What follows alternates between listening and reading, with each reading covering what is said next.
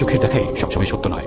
সালেহ আলাইহিস সালামের কওম চোখে দেখেছিল কালো মেঘ। তারা ভেবেছিল এই মেঘ তাদের জন্য স্বস্তির বৃষ্টি নিয়ে আসবে, কিন্তু সেই মেঘের আড়ালেই লুকিয়েছিল এই কওমের ধ্বংস।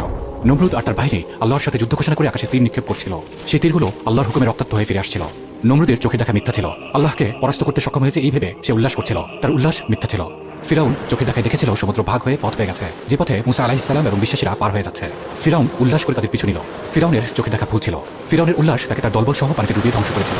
ইহুদিরা চোখে দেখেছে তারা ঈসা আলাইহিস সালামকে হত্যা করেছে। তারা উৎফুল্ল হয়েছিল, কিন্তু তাদের চোখের দেখা ভুল ছিল, আর তাদের উৎফুল্লতা তাদের জন্য অভিশাপে পরিণত হয়েছিল। আব্রাহা চোখে দেখেছিল আল্লাহর ঘর কাবা আর তার বিশাল বাহিনীর সামনে বাধা দেওয়ার মতো কেউই নেই। সে উল্লাস করে এগিয়ে গিয়েছিল আল্লাহর ঘর ধ্বংস করতে। তার চোখের দেখা ভুল ছিল।